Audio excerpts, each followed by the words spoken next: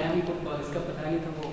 कोई बात नहीं, आप अगर वहाँ जाएंगे आपको it will take about 30 minutes. Sir मुझे उसमें रिपोर्ट करना है, कॉलेज में तो you can report today, you can report कट ले इधर बोल ट्रॉमा से you can cut cut cut है ना आउटसाइड।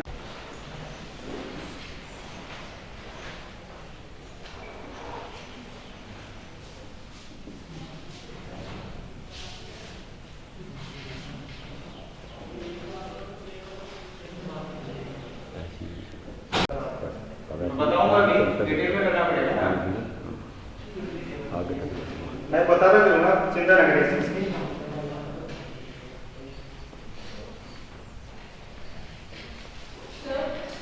यस सर एसएससी के लिए हाँ यही है, एसएससी के सेम सेंटर है। तो एसएससी के लिए सेम है। सीडीएस में भी वही है कि एनडीए में भी वही है कि जीके भी वही है, जीएसटी सेम होता है, लेकिन जो डिफिकल्टी लेवल वो मैथमेटिक्स है वो डिफरेंट रहेगा।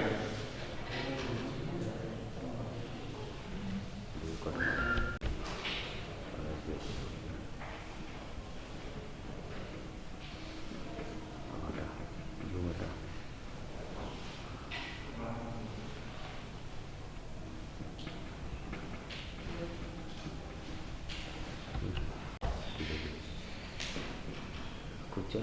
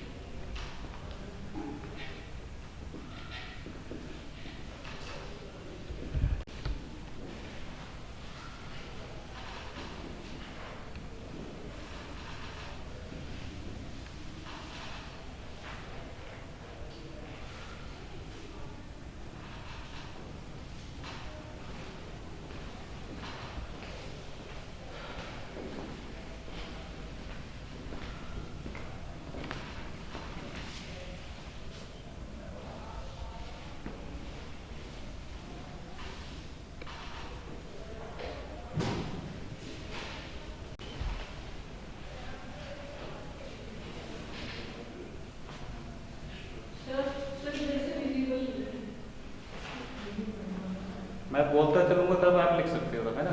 Yes sir. ये रूट वर्ड है, इनसे आप बहुत सारे वर्ड फॉर्म कर सकते हैं। इसको क्या है, दूसरा ऑल्टर। आप कोई भी चीज लेते हैं, फॉर एग्जांपल आपने ड्रेस ली, शॉप पे जाके रेडीमेड आते हैं, सर क्या करना है उसको, इसको जरा ऑल्टर करो, कोई मॉडिफाई करना हो, चेंज आ जाएगा। कहीं पर हो सकता है वो टाइट हो या लूज हो, जो भी है, मतलब we have to make some change. तो जब ऑल्टर करेंगे तो उससे क्या हो जाएगा, चेंज हो जाएगा। इंट्रो इनसाइड, जैसे आपने कुछ पर्सनैलिटी सुनी है, एक होता है इंट्रोवर्ट, टाइप्स ऑफ पर्सनैलिटी सुना होगा ना कभी, किसी को बोलते हैं बड़ा इंट्रोवर्ट है, इट मींस ऐसा पर्सन जो बड़ा रिजर्व नेचर का रहता है, वो इजीली किसी के साथ मिक्सअप नहीं होता, that is called introvert. It means वो सारी चीजें अपने तक सीमित रखता है। दूसरा एक्स्ट्रो आउटसाइड, लाइक लीडर्स, वो कैसे होते हैं, एक्स्ट्रोवर्ट। हम पर्सनली इंट्रोवर्ट हो सकते हैं, तो एक्स्ट्रो मींस आउटसाइड। वर्डो का मतलब टर्न, जो चीज को मोड़ दे।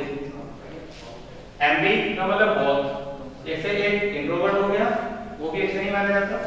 एक्सट्रोवर्ट ठीक है, बट अगर दोनों का बैलेंस करने क्या हो जाएगा, एम्बीवर्ट हो जाएगा। यानी कि हमें पता है कि कौन सी चीज हमें बोलनी है और कौन सी हमें तक लिमिट में अपने लिमिट में रखना है, तो ऐसा पर्सन एम्बिवर्ट हो जाएगा, जिसे हम पर्सनैलिटी बोलते हैं। मिजियन या मीजो, इसका मतलब हेड होता है। जैसे आपने पढ़ा होगा मिजोगाइनिस्ट, मिसएंथ्रोप, तो जिसमें भी मिजो आ जाएगा वर्ड, उसका मतलब हेड करना होता है। आगे पढ़ेंगे, अभी मैं वर्ड्स भी लिखूंगा तो रूट वर्ड है ये, फिर हम वोकैबुलरी सेक्शन में चलेंगे इस तरीके से। एंथ्रोपोस मैनकाइंड, जिसे कहते हैं मानवता, ह्यूमैनिटी। आपके पास एक सब्जेक्ट होता है एंथ्रोपोलॉजी, ग्रेजुएशन में है ना किसी के पास? मानव विज्ञान नहीं रहा किसी के पास भी? आईएएस लेवल पे काफी अच्छा सब्जेक्ट माना जाता है एंथ्रोपोलॉजी। तो anthropology means development of human race, जिस पोजीशन में आज हम हैं, ऐसे तो नहीं थे पहले, या ऐसे क्या तरह से? आपने पढ़ा होगा तो पैलियोलिथिक एज पढ़ा होगा, हिंदी में पुरापाषाण काल पढ़ा होगा, अगर फिर एक नियोलिथिक एज आया, नवपाषाण काल आया, उसकी विशेषताएं हैं।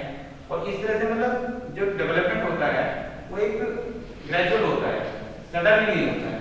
तो वो सब जो स्टडी किया जाता है इसमें किया जाएगा एंथ्रोपोलॉजी में किया जाता है, जो उसको करता है कि सबसे पहले मानव का जन्म कहाँ पे हुआ था, फिर वो किस रूप में आया, वो एंथ्रोपोलॉजिस्ट। तो आपने देखा एंथ्रोपो सेंटर होता है, केंद्र किसी चीज का।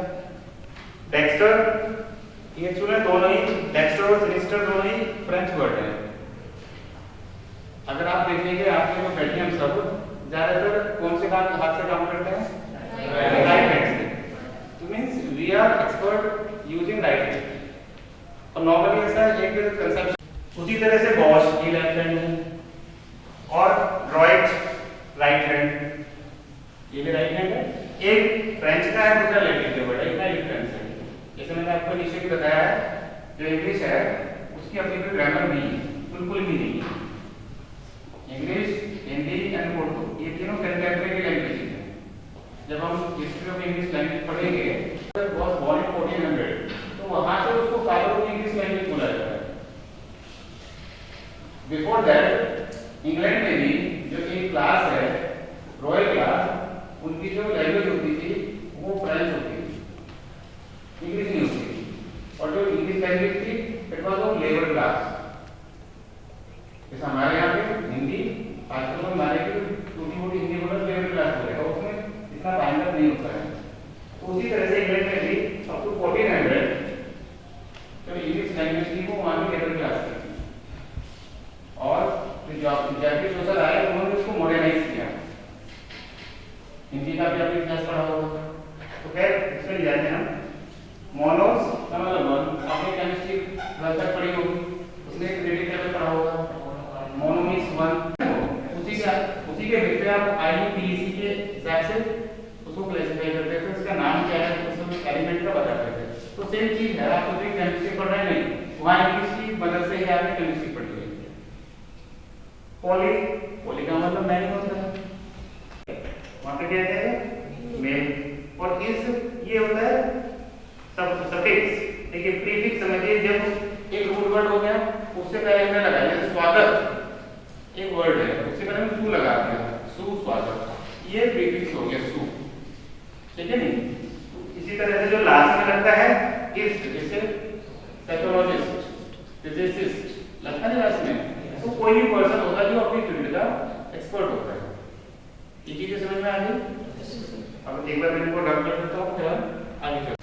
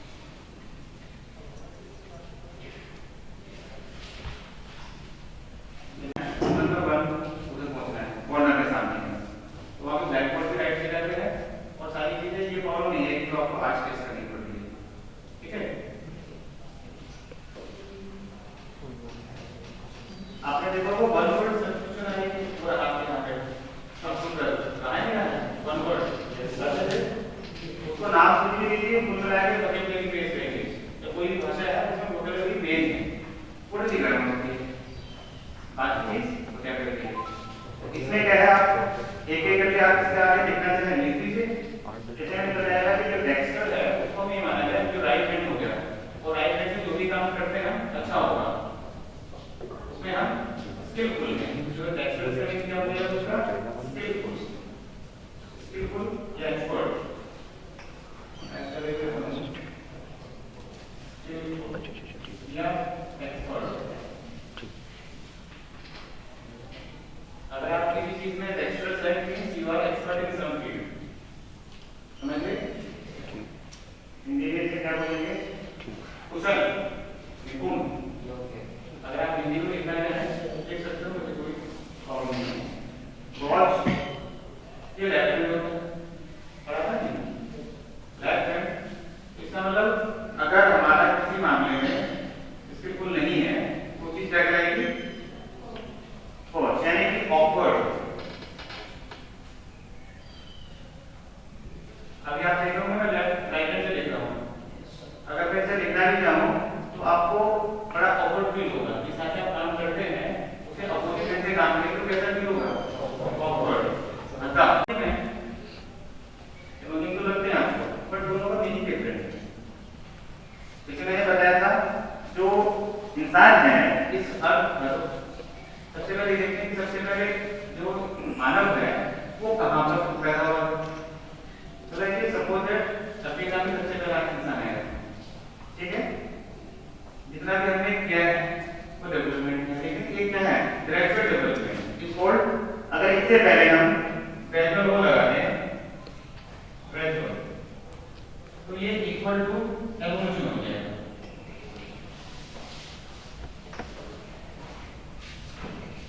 जब 10,000 को पढ़ा है कौन सी बुक होती है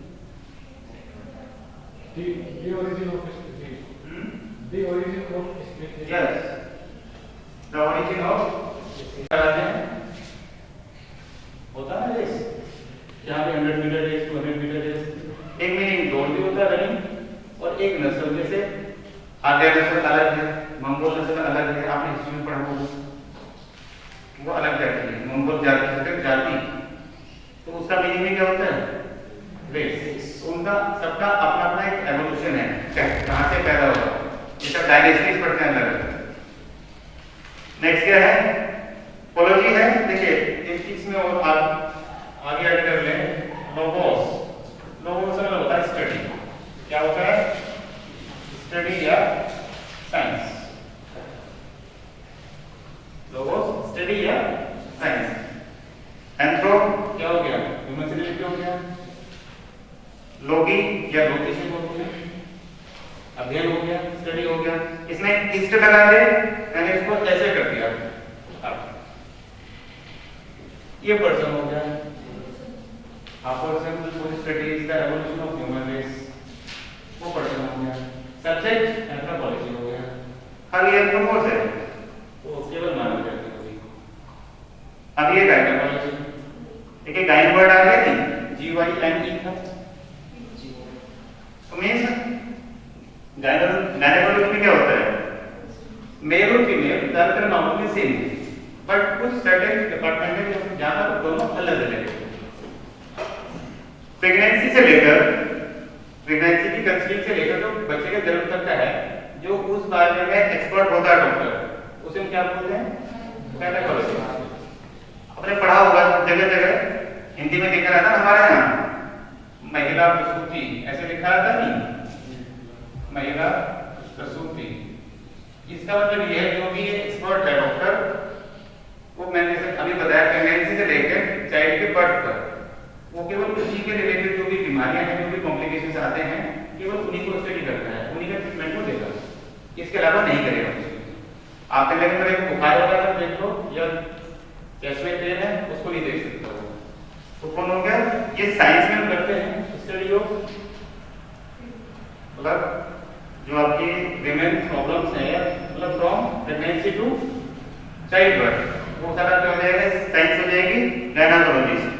और वो जो पर्सन है, जो एक्सपर्ट है, जिसे डॉक्टर बोल देते हैं, लोकल भाषा में क्या करते हैं, ये महिलाओं का डॉक्टर है, ये दिल का डॉक्टर है, ये बच्चों का है, या स्पेशलिस्ट है, ऐसा शब्द हमने पकड़ रखा है। कोई भी चीज है किसके पास देते हैं, चाइल्ड स्पेशलिस्ट के पास। दिल का बीमारी है तो हार्ट स्पेशलिस्ट, महिलाओं का है तो लेडी स्पेशलिस्ट। ये कोई वर्ड नहीं है, इसे कहते हैं जुगाड़। क्या है, जुगाड़ है। जैसे आप देखते हैं जो घर का इंजीनियर होता है, पंप चलने वाला, उसको लकड़ियां उसकी सवारियां ढोने शुरू कर दी, उसे वो जुगाड़ कहते हैं। तो ऐसे ही स्पेशलिस्ट एक जुगाड़ है। सबकी जो टर्मिनोलॉजी, मेडिकल टर्मिनोलॉजी सबकी बिल्कुल डिफरेंट है। और अगर आप कॉम्पिटिशन लेवल पे हैं तो यू मस्ट नो इट, पता होना चाहिए, तभी आप दूसरों से हटके हैं। ये चीज हो गई। अब मोनो का मतलब क्या था,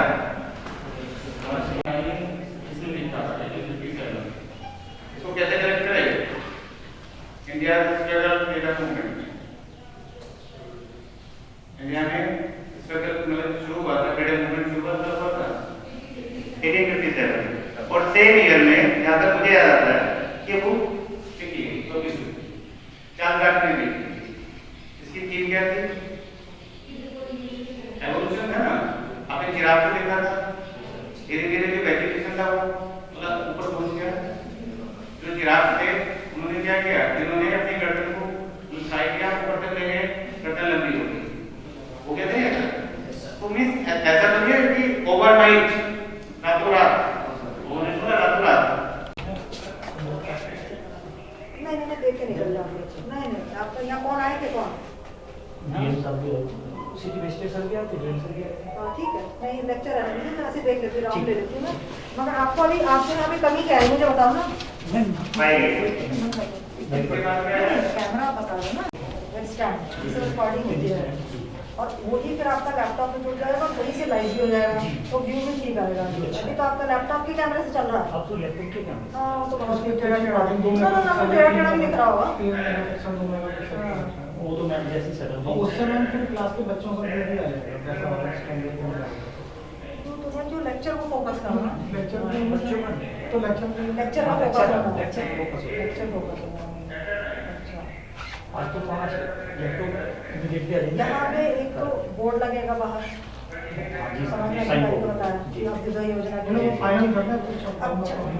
सैंपल मंगवा लो ना, और दूसरा बच्चों की आईडी कार्ड समाज अधिकारी से तय करके, नहीं वो एक कॉमन बनेगा, अलग अलग नहीं बनेगा। और एक बार दिखा के मुझे तो वो छप जाएगा, सभी बच्चों को मिलेगा, बस कोचिंग सेंटर का नाम और क्या कोचिंग वो बदल जाएगा, बाकी वो आईडी कार्ड और वो पट्टी वट्टी जो है वो सब सेम है।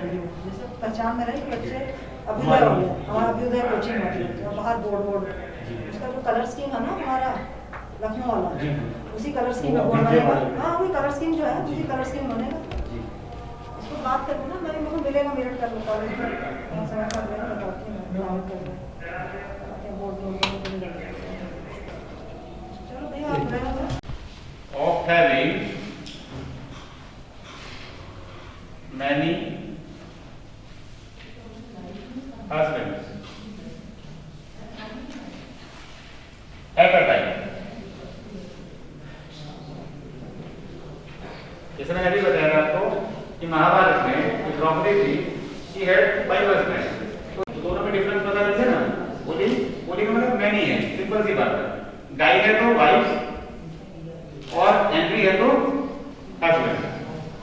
नेक्स्ट फिलोस, फिलैंथ्रोपिस्ट, यहाँ पे है वर्ड फिलोस, फिलोस का मीनिंग क्या है, लव। एंथ्रोपोस क्या होता है, मैनकाइंड। इज वो पर्सन, देखिए a person who loves Mankind. It means ऐसा भी कह सकते हैं a person who works for the welfare of humanity. A person who works for the welfare of humanity।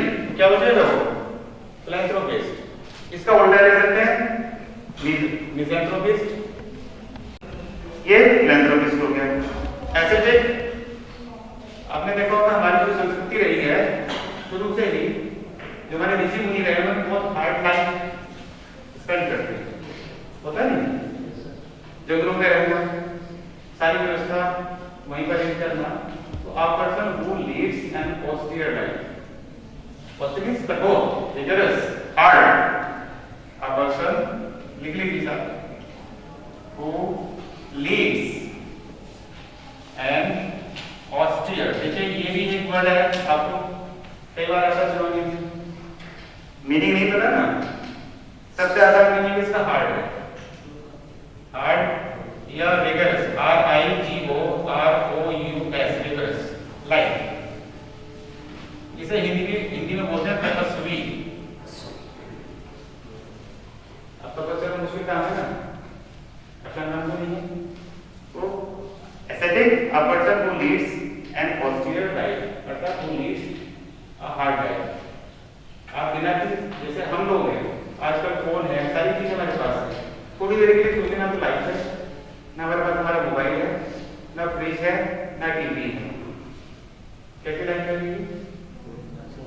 बड़ी हार्ड लगेगी ना केवल। और ये कहा जाए आपको केवल 30 डेज में रहना है, तो means you will be leading a very dangerous life.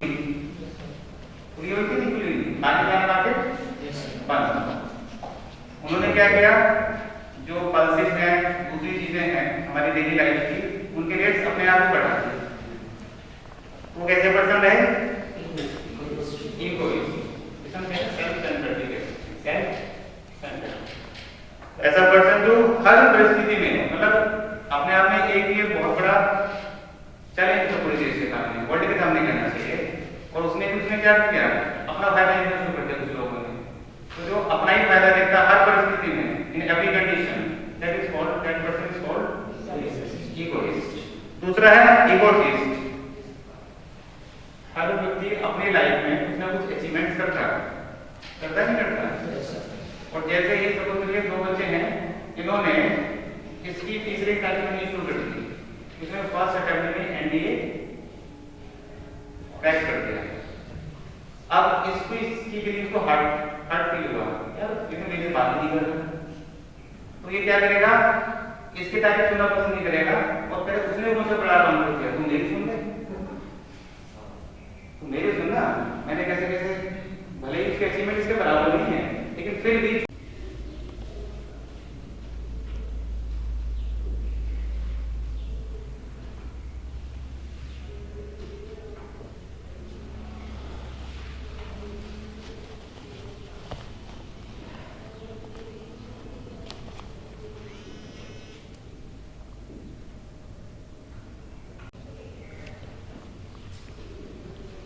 Hello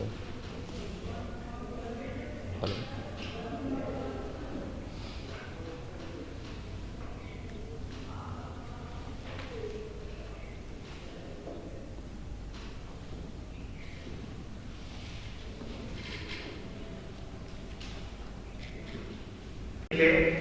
उन्होंने अपना शरीर किसको दान कर दिया था, और पता नहीं है, ऋषि दधीचि ने अपना पूरा शरीर दान कर दिया था, डोनेट कर दिया था वज्र बनाने के लिए, ठीक है नहीं?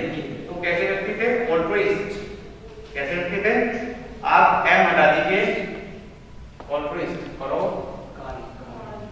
वो पर्सन हो गए, यानी कि आप person who does welfare for other person and sacrifice his own, अपने हितों को छोड़ देता है और दूसरों के हितों की ध्यान रखता है, ऐसे व्यक्ति को एल्ट्रुइस्ट। और ये जो विचारधारा है इसे कहते हैं एल्ट्रुइज्म। किसी भी में इज्म लग जाए, वो एक वाद होता है, हिंदी में बोलते हैं वाद, फिलॉसफी अगर बोलना, फिलॉसफी इज्म कहते हैं, फिलॉसफी। ऑल्टरनेट, डॉक्टर के पास हम जाने के बाद वो कुछ मेडिसिन हमें प्रिस्क्राइब करता है, कुछ ऐसी होती है वो 3 टाइम एट अ डे आपको लेनी होती है। एक तो उसमें टैबलेट ऐसी हो सकती है, ये आज खानी है, कल नहीं खानी है, परसों लेनी है। इट मींस आपने क्या कर दिया, तो स्किप वन, एक को छोड़ दिया। या मैंने कोई क्वेश्चन पूछा है कि हाँ सबसे पहला बताएगा, बीच वाला नहीं बताएगा, उसके तीसरा, फिर एक छोड़ जाएगा, फिर तीसरा, एक छोड़कर, समझिए नहीं? ऑल्टरनेट, कि आपको ये काम ऑल्टरनेट बेस में करना। फॉर एग्जांपल आपकी क्लासेस यहाँ पे चल रही है, कहा जाएगा कि इंग्लिश की क्लास आपको ऑल्टरनेट बेस पे होनी है। इट मींस 1 डे का किसी ब्रेक रहेगा, फिर चलेगा। क्लियर? ये ऑल्टरनेट है। ऑल्टरनेशन ये आर्गुमेंट होता है। आर्गुमेंट या डिस्प्यूट किसी बात को लेकर, खासतौर से हमारे देश में घर को राजनीति ऐसी चीज है उसको लेकर तुरंत ऑर्डर के बीच शुरू हो जाता है, होता है ऐसा नहीं? कोई भी गवर्नमेंट का काम है, जो अपोजिशन उसका काम होता है आलोचना करना, अच्छी बात है, बट जो अच्छे कानून की प्रशंसा करने की प्रवृत्ति नहीं करनी चाहिए। फॉर एग्जाम्पल आपका ये अभी जो योजना है, क्या अपोजिशन को इसके लिए कमेंट होनी चाहिए? नहीं होनी चाहिए ना। यस, अगर क्लास प्रॉपर्ली नहीं चल रही है, वहां पर कुछ मतलब इम्प्रूवमेंट हो सकता है, उन पर उसको हमला बोलना चाहिए, यही अपोजिशन का काम होता है। क्लियर है ना? मतलब उसकी जो जिम्मेदारी है रिस्पॉन्सिबिलिटी अपोजिशन की क्या है? गवर्नमेंट कहीं पर भी फॉल्ट करती है, कुछ ड्रॉबैक्स हैं उनके काम में या कार्यशैली में, तो उनको अपोज करना ताकि बेटरमेंट हो सके। तो यहाँ पर ऑल्टर जो पूरी तरह से अपने आप में चिंता हुआ आदमी, ऐसा व्यक्ति जो हर चीज में मैं ही पहले हो रहा है, तो सबसे बड़ी क्लास आपकी मैथमेटिक्स हुई, मैं नाराज होकर पढ़ करता ये तो पहले मेरी हुई कि मुझे क्यों तो मींस ऐसा व्यक्ति जो हर जगह अपने आप को अपर हैंड पे रखना चाहता है, उसे हम बोलेंगे ईगो मैनिया। देखिए आपने मैनिया पढ़ा था ना, मैनिया पढ़ा था ना अभी, मैनिया मैडनेस, पागलपन होता नहीं, पागलपन तो सुना होगा। जैसे एक मैनिया था जो भी आपके WWE की फाइट होती ना, जैसे स्वयंवर संपन्न होना है, तो शी हैड नो चॉइस, वो एक तरह से ऑब्लिगेटरी था, लेकिन कहीं पे चॉइस हो सकती है। जैसे केवल टीवी प्रोग्राम आते हैं, एक बार आपने आया सुना होगा राशि का स्वयंवर, कई साल पहले आया था, उसमें क्या चॉइस थी कि किसको अपना दूल्हा बनाए, सेल्फ सिलेक्शन है। ऑल्टरेशन चेंज होता है, मॉडिफिकेशन, आपने कोई भी ड्रेस खरीदी या एक रूम बना हुआ है, इसमें भी कुछ ऑल्टर कराना है। फॉर एग्जांपल आज आपका ब्लैक बोर्ड यहाँ पर है, वाइब्रेट भी कर रहा है, आपको विजिबिलिटी की प्रॉब्लम है, तो हम इसमें कुछ ऑल्टरेशन कर सकते हैं, मॉडिफिकेशन कर सकते हैं। आज की क्लास इतनी रहेगी, आप इनको पढ़िएगा बार-बार, और फिर आपको थोड़ा रटने का जो है ना वो भी कम हो जाएगा। अगर आप रूट देख लें, रूट कहाँ पर है इसका, जड़ का पता लगा लें, तो बहुत सारे वर्ड्स में आपको हेल्प मिलेगी। ठीक लगी क्लास? ऐसे में मेरे सामने वाले पर बात करें, वो यार बड़ा बोरिंग क्लास को क्लास में करें।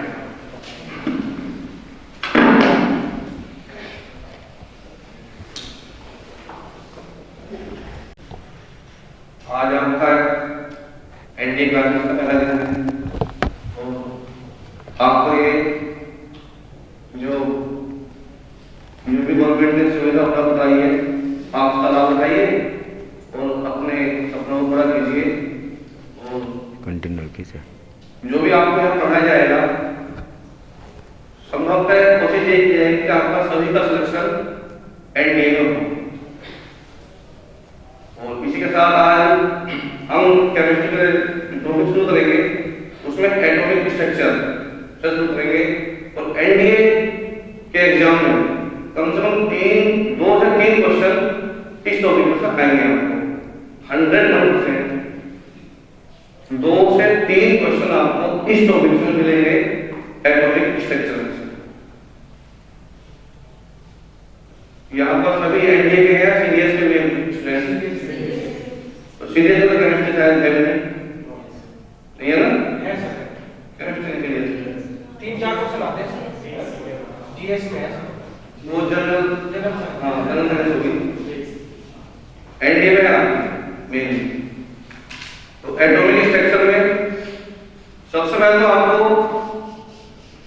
पता होना चाहिए सभी इंटरमीडिएट में तो होंगे, आप पासवर्ड भी होंगे, ऐसे होंगे और ऐसे भी होंगे जो इस समय इंटरमीडिएट का एग्जाम देने वाले होंगे, ऐसे भी है ना?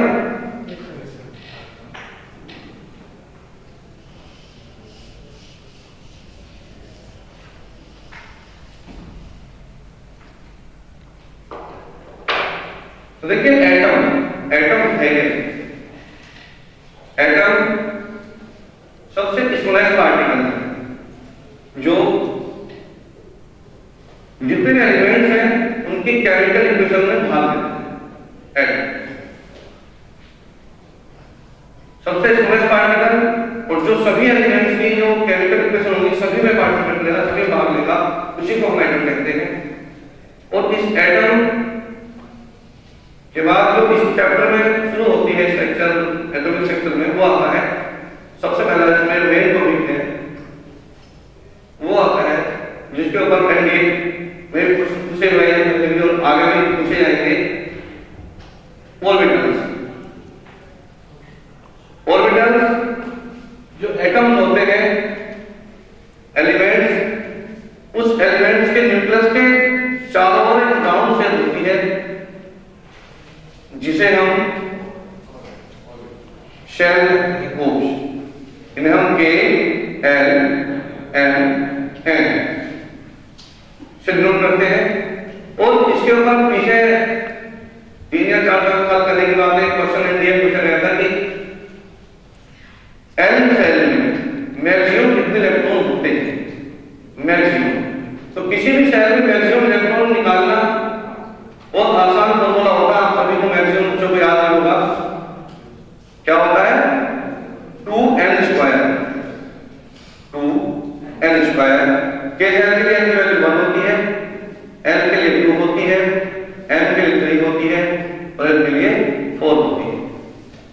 अगर हम इस वाले फॉर्मूले में मैक्सिमम इलेक्ट्रॉन निकालेंगे, मैक्सिमम इलेक्ट्रॉन निकालेंगे तो आपको यदि के सेल के लिए पूछता है एग्जाम में तो आप कर देंगे के सेल के लिए मैक्सिमम इलेक्ट्रॉन, तो के सेल के लिए आएंगे 2 × 1 का स्क्वायर, ये हो जाएंगे 2।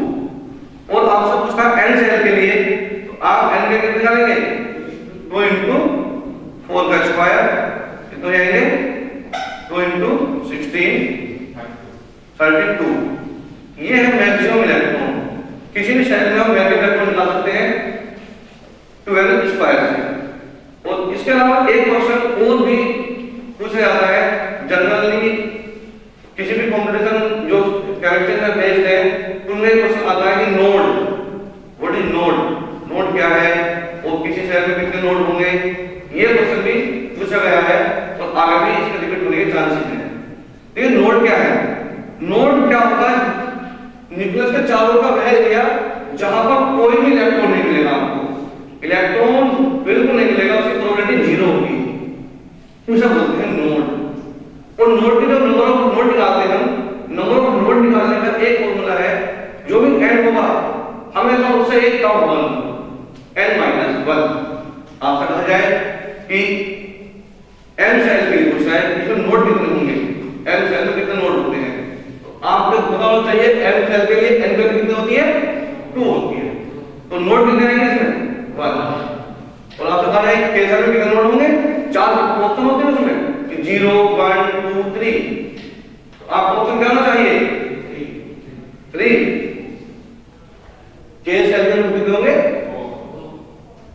के सेल में l m n ये है। तो आप यदि के सेल के नोड निकालेंगे तो नोड निकालने का फॉर्मूला होगा n-1, जो भी n था उससे एक कम कर देंगे तो हम उससे नोड निकालेंगे। तो हम इस प्रकार से किसी भी सेल में नंबर ऑफ इलेक्ट्रॉन और नंबर ऑफ नोड पता लगा सकते हैं, और ये कंप्यूटर में जनरली पूछे जाते हैं। इसके अलावा और कंप्यूटर में जो क्वेश्चन पूछे जाते हैं यही ट्रिकी क्वेश्चन होते हैं, मैक्सिमम जो होते हैं, कोई थ्योरेटिकल लैंग्वेज बहुत होती है ऐसे क्वेश्चन कंप्यूटर में अक्सर नहीं आते हैं, जो ट्रिक्स होते हैं, जो ट्रिक्स एकदम और बहुत शॉर्ट तरीके से हो सकते हैं, मैक्सिमम वही क्वेश्चन होते हैं कि टाइम बहुत कम होता है, बहुत लेंथी क्वेश्चन आपको वहां पर नहीं मिलते हैं। इसके अलावा यहां पर जो पूछते हैं वो पूछते हैं कि जो ये ऑर्बिटल्स होते हैं ये कितने टाइप के होते हैं, किस ऑर्बिटल में कितने इलेक्ट्रॉन्स आते हैं, ये भी आपको पता होना चाहिए। देखिए ऑर्बिटल्स, ऑर्बिटल्स जो होते हैं जहां पर इलेक्ट्रॉन के फाइनली प्रोबेबिलिटी बहुत ज्यादा हो उसे बोलते हैं ऑर्बिटल। ये 4 टाइप्स के होते हैं, s ऑर्बिटल, p, d और f। s ऑर्बिटल में मैक्सिमम इलेक्ट्रॉन कितने होते हैं 2, p में कितने होते हैं 6 और d में कितने होते हैं और f में कितने होते हैं 3 इलेक्ट्रॉन होते हैं। इससे मैक्सिमम इलेक्ट्रॉन की अगर आपको क्वेश्चन आता है बोर्ड में या फिर बोर्ड पर आया इस बात कंपटीशन में कि SPDF में मैक्सिमम ऑर्बिटल्स होते हैं। आपके पास जिस ये वाला जो सेट होगा वही आपका करेक्ट सेट होगा, ये आपको ध्यान रखना है।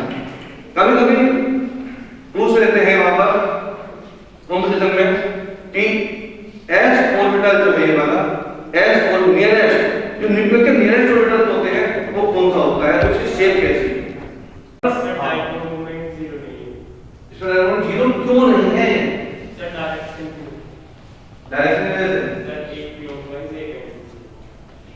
केवल एक इलेक्ट्रॉन है, डायगोनल जीरो नहीं है। बता दो आपको प्रूफ क्लियर देता हूं थोड़ा सा आपको कोशिश किया आंसर में कुछ मिलते जुलते बताया आपने, थोड़ा सा और क्लियरिटी दिखाई जाएगी आपको सभी बच्चों को। देखिएगा इलेक्ट्रॉन जब मूव करता है ना, इस समय क्लॉकवाइज मूव कर रहा है इलेक्ट्रॉन, और जब इलेक्ट्रॉन मूव करता है क्या होता है, वह वहां पर मैग्नेटिक जाते हैं, तो एक इलेक्ट्रॉन क्लॉकवाइज घूम रहा, एक एंटी क्लॉकवाइज घूम रहा। अब दोनों इलेक्ट्रॉन एक दूसरे के अपोजिट घूम रहे हैं।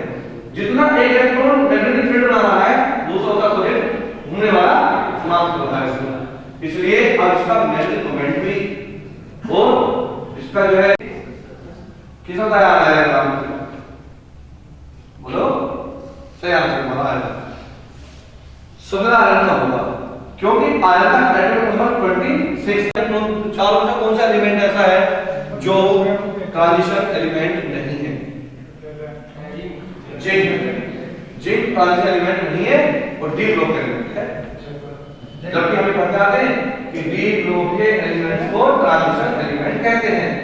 हिंदी से बैठेगा क्या बोलते हैं, संक्रमण कहते हैं। परंतु उसके बाद भी हम इसे ट्रांजिशन एलिमेंट नहीं मानते, क्योंकि इसमें कोई भी अनपेयर्ड इलेक्ट्रॉन नहीं है। और जिनमें अनपेयर्ड इलेक्ट्रॉन होते हैं उन्हीं को हम ट्रांजिशन एलिमेंट कहेंगे, चाहे वो डी ब्लॉक का है वो भी हम सब इलेक्ट्रॉन न होने की वजह से ट्रांजिशन नहीं करते, डी ब्लॉक करते, डी ब्लॉक का है परंतु ट्रांजिशन नहीं है। क्या इसके अलावा और एलिमेंट हैं? अभी 2 दिन क्वेश्चन करके कि आपको कितना कुछ सिखा दिया मैंने, कितना नहीं सिखाया, कितने बच्चे सीख चुके हैं, कितने स्टूडेंट नहीं सीख पाए हैं, अभी क्लियर हो जाएगा। यहां पर एक प्रश्न है मेरा,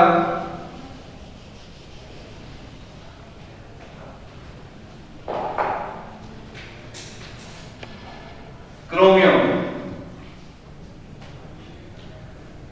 मैग्नीज, आयरन, कोबाल्ट, यह कोबाल्ट आने का आप लिख लीजिए वैलेंटियम। ये चार आपके पास एलिमेंट हैं, सारे डी ब्लॉक एलिमेंट हैं, सारे ट्रांजिशन एलिमेंट हैं। इनमें से सबसे ज्यादा नंबर ऑफ अनपेयर्ड इलेक्ट्रॉन किसके पास है? बताइए। हाँ कर लीजिए, कोई दिक्कत नहीं। मैं चाहूँ तो एटॉमिक नंबर लिख देता हूँ आपके लिए। Yes sir.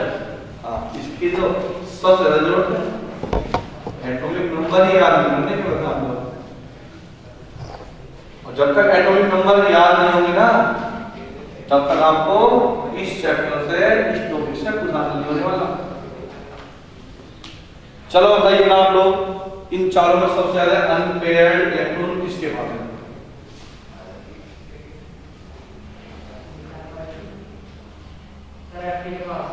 Fe।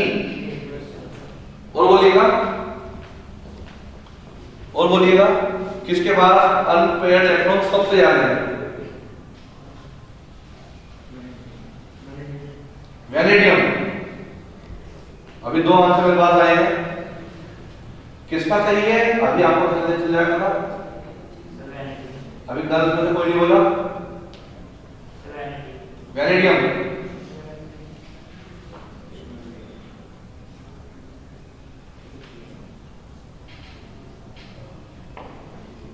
बोलिए बेटे।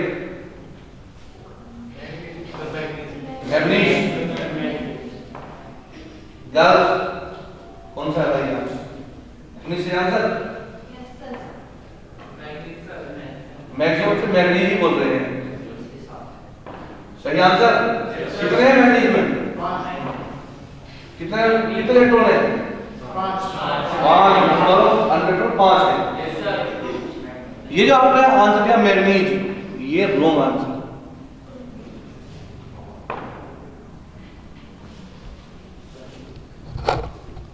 यही तो आपको सिखाना है। कौन सा? Fe, iron, wrong answer. अब तो 50-50 हो गया, इसलिए हो गया। क्रोमियम तो सही है ही आंसर। क्रोमियम में 6 अनपेयर्ड इलेक्ट्रॉन है, 6। ठीक है। इसमें 5 है, इसमें 4 है, इसमें 3 है, इसमें 6 है। आपने यहां तक रखो 1 4s1 रीडिंग 5। ऐसे केस क्रोमियम एक इलेक्ट्रॉन तो उसका s में भी अनपेयर्ड है और 5 इलेक्ट्रॉन उसके d सबसेल में अनपेयर्ड है। 1 2 3 4 5 टोटल। मैं विकास उपाध्याय आप सभी कैंडिडेट्स का अपने विद्यालय स्नातक डेवलपमेंट कॉलेज कबीरपुर में बहुत बहुत स्वागत करता हूं और आपके उज्जवल भविष्य की कामना करता हूं कि आप बहुत अच्छे पद पर पहुंचे। जो आपने ख्वाब देखे हैं जीवन में वो आपके ख्वाब पूरे हों, ऐसी ईश्वर से हम आपकी प्रति कामना करते हैं। हमारा जो विषय है वो रहेगा जीके करंट अफेयर्स, जीके जिसमें हिस्ट्री भी आपकी ज्योग्राफी भी है, बहुत बड़ा विस्तृत क्षेत्र है जीके का।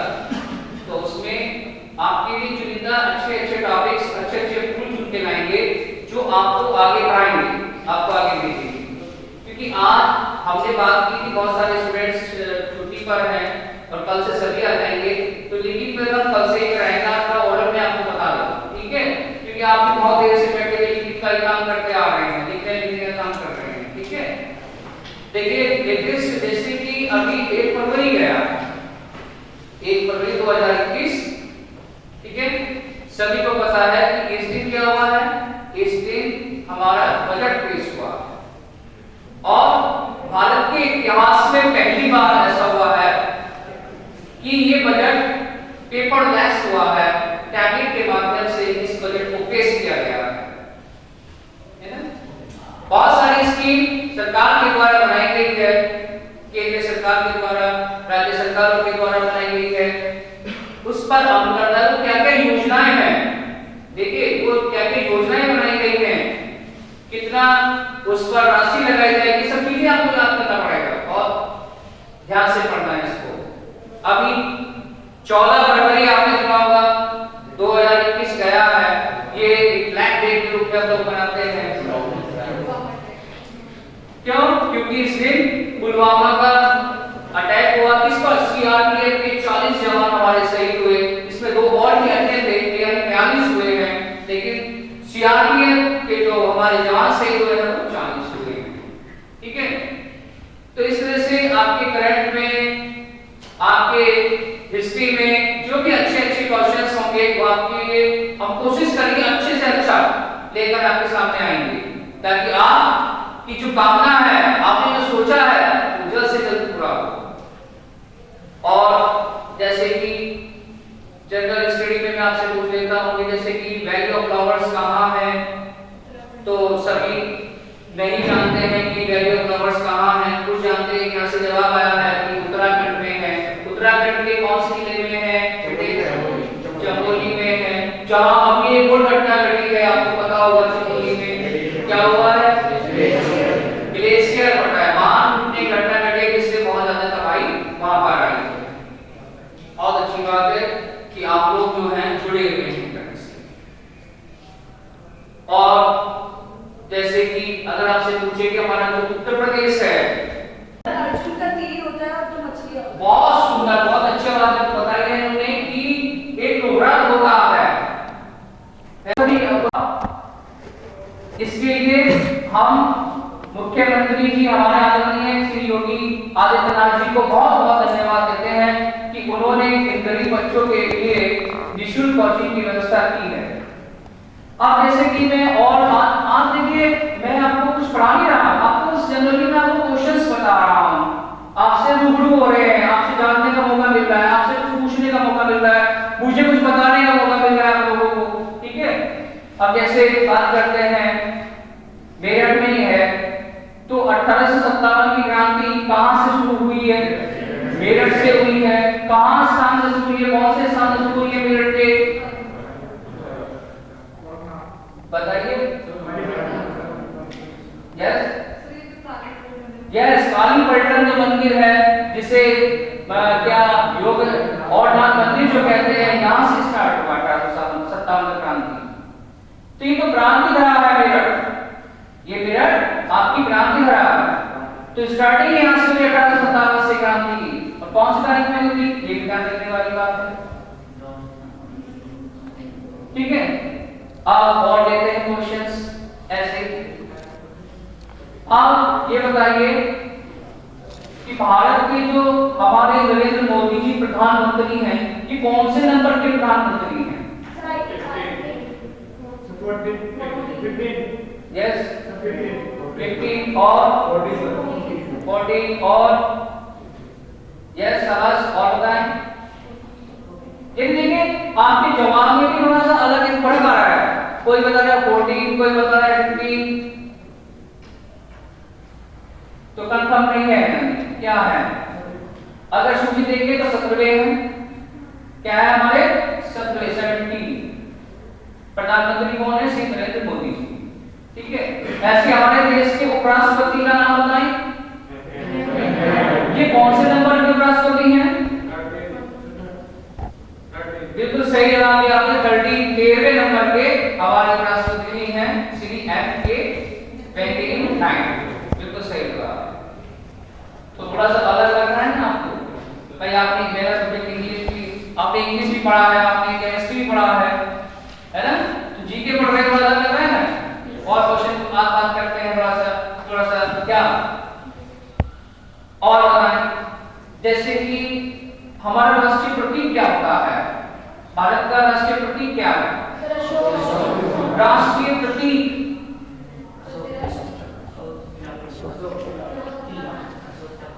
हमारा राष्ट्रीय फूल कौन सा है? यस बताएं। कमल का फूल, इधर बताएं। कमल का फूल, इधर बताएं। कमल का फूल, बिल्कुल सही जवाब है। किसका प्रतीक होता है कमल? कमल का फूल किसका प्रतीक होता है? भारतीय संस्कृति और सभ्यता का, बिल्कुल सही जवाब दिया। आप कहां से? एसडी कॉलेज से? जी सर, बहुत बढ़िया बहुत बढ़िया। तो इस तरह से अलग अलग क्वेश्चंस। अब और सुनिए, मेरठ की बात कर रहे हैं, मेरठ से स्टार्ट कर रहे हैं। भारत का पहला, ध्यान से सुनिए सभी, भारत का पहला युद्ध स्मारक जालोर का युद्ध स्मारक कहां बनेगा? इधर बताएं, कहां बनेगा? इधर बताएं। मेरठ, कंफर्म है? बिल्कुल सही जवाब है, मेरठ बनेगा। क्या बनेगा Meerut? War memorial of animals, ठीक है। बहुत अच्छी बात है, हम सभी के लिए, मेरठ वासियों के लिए बड़े गौरव की बात है कि भारत का पहला युद्ध स्मारक जानवरों का मेरठ बनने जा रहा है, ठीक है। अच्छा, आप ये सभी जानते हैं नेताजी सुभाष चंद्र बोस जी के बारे में सभी जानते हैं। क्या आप बताएंगे नेताजी को, सुभाष चंद्र बोस जी को नेताजी की पदवी किसने दी? किसने कहा नेताजी? इतने कैंडिडेट बैठे हैं 41 के करीब, बताएं किसने कहा नेताजी को? सुभाष चंद्र बोस जी को नेताजी किसने कहा? हिटलर ने? गांधी जी ने? बिल्कुल सही बात है, जनता ने उन्हें नेताजी की उपाधि दी थी और उन्होंने महात्मा गांधी जी को उपाधि दी थी, क्या की? राष्ट्रपिता। कहां की उपाधि दिया है? राष्ट्रपिता की उपाधि। बहुत सुंदर जवाब। अब देखिए, जैसे ये जगह है, जगह का मतलब जैसे समाधि ले लीजिए। आप सभी जानते हैं राजघाट किसकी समाधि है? महात्मा गांधी की। अगर मैं आपसे पूछूं बेटा वीर भूमि किसका समाधि स्थल है? वीर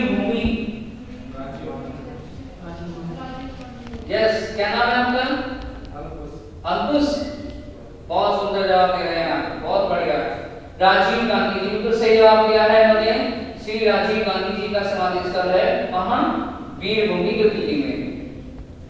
तो ये अलग अलग क्वेश्चन देखो, अब कहां से क्या लाए, कौन सा क्वेश्चन चुने, हिस्ट्री से कौन सा क्वेश्चन ले, ज्योग्राफी से कौन सा क्वेश्चन ले, बहुत अच्छी बात है। और बहुत सोचना पड़ता है कि ये हमारे कैंडिडेट्स के लिए इंपॉर्टेंट चीज है या नहीं, ठीक है भैया। और ये क्वेश्चंस अब ये बताइए उत्तर प्रदेश के वर्तमान राज्यपाल कौन है?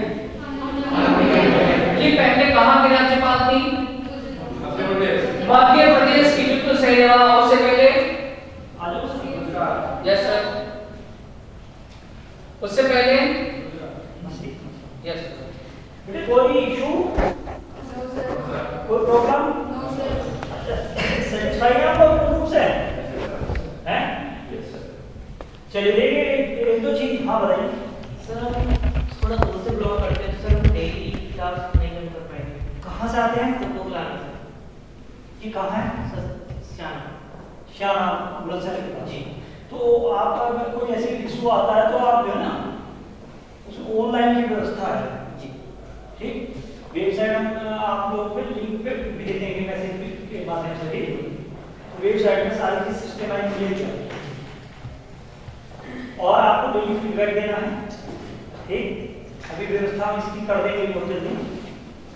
और किसी भी पार्ट में कोई प्रॉब्लम आपको आती है तो पूरा बैंक आप लोग नोट करके जाएंगे। फीडबैक की व्यवस्था रहेगी, साइट पे भी रहेगी। बट मेन चीज है कि हमारे जो टीचर्स हैं बहुत युद्ध स्तर पर मेहनत कर रहे हैं आप लोगों के साथ। जब आप कह रहे हैं कि वे हमको उससे सेटिस्फाई हैं तो उसका ये भी उद्देश्य होना चाहिए कि आप लोगों को भी उसी पार्ट में मेहनत करनी है, तो आपके पार्ट में कहीं कमी नहीं आनी चाहिए, ठीक है। ये तो दोनों टू वे सिस्टम है, टीचर मेहनत करेगा, आप मेहनत करेंगे, तभी पॉजिटिव रिजल्ट आ पाएगा। क्या गलत कह रहा हूं मैं? है ना? तो आप लोग भी बहुत अच्छे से मेहनत करनी है। और ये माननीय मुख्यमंत्री जी के द्वारा जो सोच, एक पॉजिटिव सोच के साथ ही शुभारंभ किया गया है, ये बिल्कुल धरातल पर चलेगा। इसके लिए उत्तर प्रदेश सरकार लगातार आप जो पढ़ रहे हैं, जो हमारे टीचर्स पढ़ा रहे हैं, एक एक वर्ड की मॉनिटरिंग शासन स्तर पर हो रही है। शासन स्तर पर शासन देख रहा है इसे कि क्या हकीकत में क्लासेस चल रही हैं या नहीं चल रही हैं, कितने बच्चे हैं, क्या है, सारी चीज जो है अटेंडेंस वगैरह सब इशू रहेंगे। और आप अगर रेगुलर नहीं रहेंगे तो फिर आपकी जगह दूसरे बच्चे को चांस दे दिया जाएगा वेटिंग लिस्ट से। क्योंकि आपको रेगुलरिटी में रहना है। कल से आपकी जो ये क्लासेज है एमडी और सीडीएस, एमडी वाले आप उठाएं, सीडीएस और एसएससी वाले उठाएं, ठीक है। दोनों की क्लास कल सेपरेट हो जाएंगी, दोनों अलग क्लासरूम में होंगे। नीचे व्यवस्था की गई है आगे, एक पर आपको लगा मिलेगा एमडीए और एक में सीडीएस में ही एसएससी वाले